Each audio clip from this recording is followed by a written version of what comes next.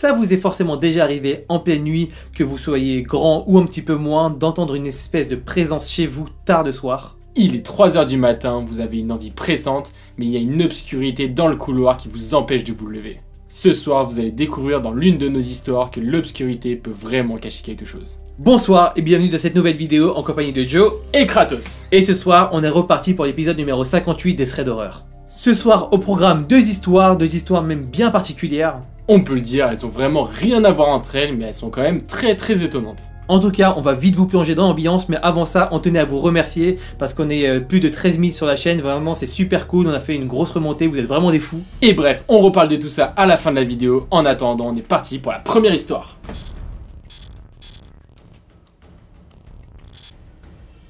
La première histoire est celle de Martin qui s'est passée il y a quand même un bout de temps. Ça lui est arrivé lorsqu'il était très jeune, il avait à l'époque 7 ans et son frère Alexandre avait 10 ans, donc 3 ans de plus. Le moment où se passe cette histoire, il était quand même très tard, l'heure du coucher était largement dépassée et donc Martin et Alexandre qui étaient encore sur le canapé vont être obligés d'aller au lit par leur mère. À ce moment-là, leur père n'était pas là parce qu'il travaillait en ville, ça lui arrivait de ne pas revenir pendant des semaines et donc il arrivait très fréquemment que ce soit leur mère qui doive s'occuper d'eux toute seule.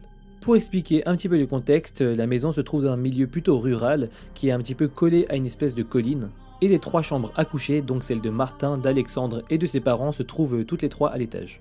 Et pour être un petit peu plus précis, les chambres de Martin et d'Alexandre sont vraiment à côté, elles sont vraiment collées, alors que celle de leurs parents est un petit peu plus à l'écart. Et dernière précision, c'est que les toilettes et la salle de bain se trouvent devant la chambre de Martin et que à côté, à la fin du couloir, il y a un petit balcon. Et il y avait également un autre balcon qui était cette fois-ci du côté de la chambre de Alexandre qui surplombait un petit peu sur la colline.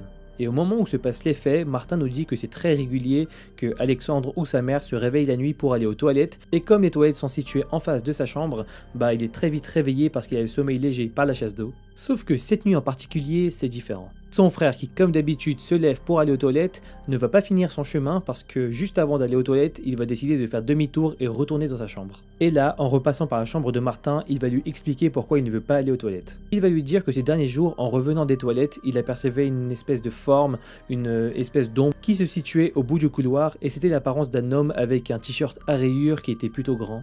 À ce moment-là, la mère était également présente lors des explications d'Alexandre, mais elle était un petit peu fatiguée et elle pensait que c'était simplement des histoires et donc elle va simplement pas faire attention. Sauf qu'à ce moment-là, Martin est quand même très jeune, il va tout prendre au pied de la lettre et il va commencer à penser qu'il y a une espèce de fantôme qui traîne dans la maison et ça va le terrifier et il va décider de plus aller aux toilettes également pendant la nuit. Et finalement, ça va être un petit peu un de ses traumatismes d'enfance, ça va jamais vraiment le quitter, mais heureusement, ça ne va pas l'empêcher de grandir et les années vont finalement passer. Et pour être plus précis, il y a même 11 ans qui vont s'écouler avant qu'il n'ait à nouveau affaire à cette histoire. C'était une journée complètement banale, Martin était dans une voiture avec sa mère et là ils étaient en train de se remémorer de souvenirs d'enfance, notamment de leur chien Max. Ils se rappelaient avec nostalgie que leur chien Max s'amusait très souvent à déchirer les chaussures de tout le monde. Et parmi les anecdotes, sa mère va demander donc à Martin s'il se souvenait du jour où la police avait dû rentrer dans la maison et que Max avait complètement déchiré le sachet de nourriture. Donc clairement Martin ne va pas du tout faire attention à cette anecdote, il va plutôt se demander pourquoi des policiers étaient venus chez lui alors qu'il n'en avait aucun souvenir. Il explique qu'il a toujours été dans un quartier plutôt tranquille et que comme il vivait un petit peu en milieu rural, ses parents avaient des armes, de quoi se défendre au cas où des personnes pouvaient les attaquer. Naturellement, Martin va donc demander à sa mère quand est-ce qu'ils avaient eu affaire à la police et pourquoi ils étaient venus chez eux. Et là, sa mère, plongée dans ses souvenirs, va se rappeler qu'elle ne lui en avait jamais parlé parce qu'il était à l'époque trop jeune. Et elle veut lui raconter que ce soir-là, alors qu'il était tout petit, elle s'était réveillée parce qu'elle avait entendu un bruit sur sa fenêtre. Elle s'est donc levée sur la pointe des pieds, complètement intriguée, elle s'est dirigée vers la fenêtre et là, en tirant le rideau, elle se rend compte qu'un homme était en train de l'épier depuis de longues minutes. Complètement paniquée, elle va donc se diriger très vite vers la porte, elle va allumer la lumière, prendre une arme et directement appeler la police. Et pendant qu'elle a fait tout ça, elle se rend compte que l'homme a complètement disparu et qu'elle ne le reverra plus jamais. Elle ne se rappelle plus vraiment des détails, ce qui s'est passé par la suite. Par contre, une chose lui est restée en tête, c'est les caractéristiques physiques de l'homme. Elle se rappelle très fermement qu'il s'agissait d'un grand homme avec une grande chemise à carreaux rayée et un jean. Elle va également lui dire qu'il s'agissait d'un homme qui était recherché dans la région et qu'il se serait échappé d'une prison alors qu'il était condamné pour meurtre.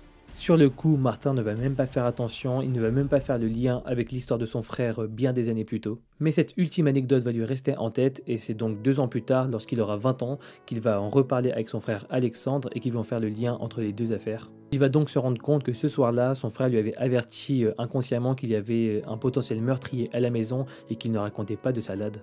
Lorsqu'il va enfin faire le lien, Martin aura le sang complètement glacé parce qu'il va se dire qu'il y avait bel et bien quelqu'un dans sa maison et qu'il ne s'était pas imaginé tout ça. Et en entendant cette histoire, Martin va donc se demander combien de fois il s'était fait épier la nuit par un mystérieux fantôme qui s'était avéré être un meurtrier.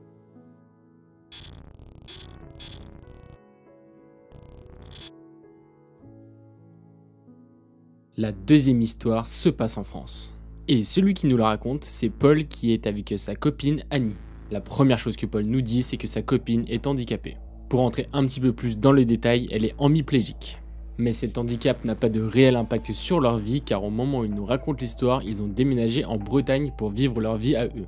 Ils avaient beaucoup de projets, Paul souhaitait devenir charpentier là où ils étaient, et ils se sont installés dans un genre de petit village. Dans la première partie de cette histoire, ça fait déjà 1 an que le couple s'est installé là-bas.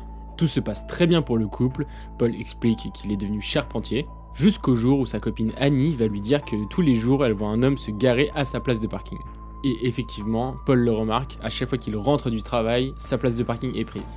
Bon, il vit dans un village qui est assez petit, du coup ça ne le dérange pas vraiment en soi, il arrive à trouver des places assez facilement. Mais bon, dans le principe c'est un petit peu relou quand même, surtout que là ça commence à faire pas mal de temps, les jours vont s'enchaîner et l'homme va pas arrêter de se garer à sa place. Et le truc qui l'agace vraiment, c'est que cette personne n'a même pas l'air d'habiter dans la rue où il habite. Le week-end arrive enfin, Paul il travaille aussi le week-end, sauf qu'il rentre un petit peu plus tôt et alors qu'il est 18 h, il voit l'homme en train de rentrer dans sa voiture. L'homme qui s'était bien entendu encore une fois garé à sa place de parking. Cette personne mystérieuse a l'air un petit peu énervée, un petit peu agacée en rentrant dans sa voiture, mais bon c'est pas grave, Paul il est bien décidé à aller le voir. Il n'est pas non plus dans une démarche hyper colérique, mais il veut quand même juste lui signaler et c'est ce qu'il va faire, il va donc aller le voir et lui dire qu'il n'arrête pas de se garer à sa place. Et l'homme va complètement l'envoyer voir ailleurs. Il lui répond hyper brusquement et il lui dit d'aller voir sa copine s'il n'était pas content. Et au moment où l'homme mentionne sa copine, donc Annie, Paul remarque que son regard a changé, il n'est plus vraiment énervé mais il sourit. Et tout de suite ça va mettre la puce à l'oreille de Paul, il va commencer à s'inquiéter et il va trouver cette situation très bizarre. Il va donc complètement lâcher l'affaire et il décide de rentrer chez lui pour voir où est sa copine, pour voir où est Annie.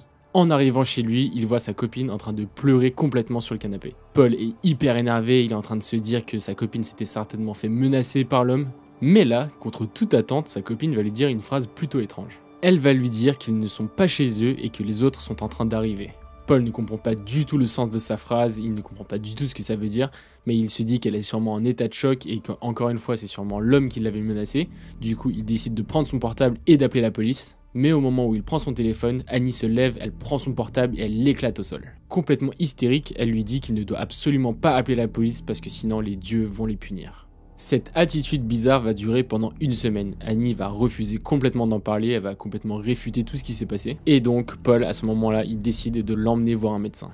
Le médecin va lui faire une série de tests et là très gravement il va lui dire que si elle avait pris 1 goutte de plus, elle serait probablement décédée. Le médecin va leur expliquer que le poison qu'elle avait ingéré était capable d'aggraver en fait les symptômes qu'elle avait dus à son handicap. Il va aussi expliquer que ce poison affectait sa capacité de réflexion, ça la faisait complètement baisser et du coup Annie pouvait ne plus avoir l'esprit clair. Paul, encore une fois hyper énervé, appelle la police parce qu'il veut lancer une enquête, il veut retrouver cet homme. Mais les policiers ne vont pas faire grand chose, ils vont juste se contenter d'interroger les voisins, d'interroger ses collègues de travail et ça ne va pas aboutir du tout, il ne va rien se passer. Bref, après ce flou, il ne va rien se passer jusqu'au jour où lorsque Paul va rentrer chez lui, il va voir qu'il y a le fameux homme devant chez lui. En se rapprochant, l'homme est plutôt calme et il lui dit qu'il a envie de lui parler. Il lui dit de rentrer chez lui parce qu'il a besoin de lui dire quelque chose. L'homme, complètement sérieux, va commencer à parler à Paul et à Annie et il va leur raconter qu'il a été en contact avec des dieux et qu'il fallait leur faire des offrandes pour pouvoir soigner Annie. Paul comprend toute la situation, il se dit qu'en fait l'homme empoisonnait Annie et à cause de son handicap ça a fait qu'elle croyait un petit peu tout ce qu'il lui disait. Tout ça certainement dans l'objectif de la faire rentrer dans une genre de secte, un truc du genre. Et après leur avoir dit tout ça, l'homme va tout simplement partir de chez eux. Paul ne sait pas du tout comment réagir, il ne sait pas quoi faire, donc encore une fois il va appeler la police, mais malheureusement ils ne vont pas le croire et ils ne vont donc rien faire. Paul décide donc d'agir tout seul et il va juste demander à des amis à lui de venir l'aider pour essayer d'empêcher l'embrigadement qui est en train de se passer. Mais pendant tout ce temps, l'homme bizarre qui ne se cachait absolument pas du tout va régulièrement les surveiller, les regarder de loin et parfois même venir les voir pour leur dire des trucs bizarres, leur dire qu'il fallait encore une fois faire des offrandes, des trucs comme ça. Mais Paul a une stratégie et donc un ami à lui va faire semblant de croire ce que l'homme bizarre lui dit et il va lui dire donc d'accord, il va lui demander d'aller voir les dieux. Mais l'homme refuse sa proposition et sa seule excuse c'est qu'en fait ce n'était pas un homme blanc. Ce plan n'a donc pas du tout marché, Paul est complètement désespéré, il ne sait plus quoi faire et donc dans ses derniers retranchements, il va avoir l'idée de donner de l'argent. Il va donc lui donner 50 € en espérant que la personne les laisse tranquilles, lui, sa copine et ses amis. Et à ce moment-là, il ne le voit plus vraiment, du coup Paul est assez content, il se dit que ça y est, ils en ont enfin fini avec lui, qu'il ne réapparaîtrait plus dans leur vie. Mais malheureusement, ce n'était pas du tout le cas, bien au contraire. Un jour, alors que Paul et Annie étaient tranquillement chez eux, Annie va avoir un comportement très étrange. D'un coup, elle commence à faire ses valises, elle commence à préparer très rapidement son sac, à prendre des vêtements. Et vraiment sans parler à Paul, elle sort de la maison et elle rentre dans une voiture où Paul voit qu'il y a des femmes dedans. Sans même avoir le temps de réagir et de faire quoi que ce soit, sa copine est en train de partir dans la voiture. Paul, donc complètement flippé, se dit que ça y est, elle a été embrigadée dans la secte. Il appelle donc la police, va leur donner la plaque d'immatriculation, le modèle de la voiture, etc. Et là, ça va être 3 longues journées où il ne va avoir aucune nouvelle de sa copine. Mais finalement, après ces 3 longues journées, la police appelle enfin Paul pour leur dire qu'ils l'ont retrouvée et qu'elle était au poste de police. Et là, on va lui expliquer que Annie n'était pas rentrée dans une secte, mais qu'elle était en fait dans un réseau d'arnaques. Les personnes qui étaient derrière tout ça profitaient des gens qui étaient un petit peu naïfs et parfois ils les droguaient même pour leur faire tout ce qu'ils voulaient. Et finalement, l'homme qui les a harcelés pendant tout ce temps, ainsi que 12 autres personnes, vont être arrêtées et emprisonnées. La police va aussi se rendre compte qu'il y a énormément de personnes qui ont été victimes de ces réseaux. Aujourd'hui, Annie et Paul vivent dans une nouvelle maison et très régulièrement, Annie se fait suivre par des psychologues et des médecins pour surveiller sa santé. Ce qui est sûr, c'est que cette histoire est très atypique et que pendant très longtemps, Paul va culpabiliser de son impuissance face à cette situation.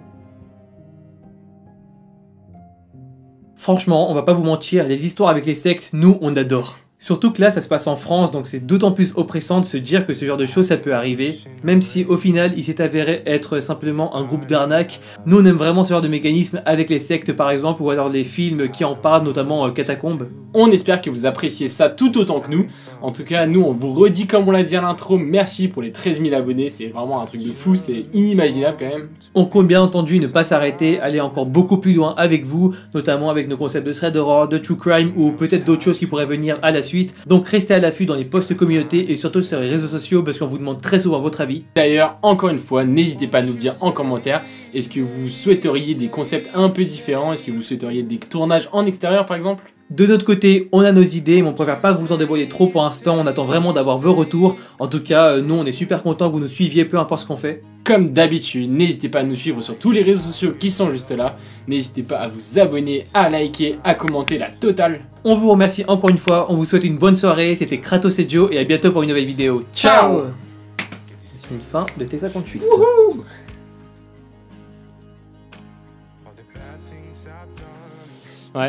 Ouais, donc désolé à celui qui monte cette vidéo, il a eu un gros blanc là. Merci de charger mon PC. En tout cas, je vous aime, hein. Merci pour les 13 000 abonnés. Peace, love, kiss. J'avoue. Et puis, Vous êtes des ouf. il faut que Joe finisse de raconter son histoire. Yeah, I Il have va to. noter sa beauté sur 20 dans les commentaires.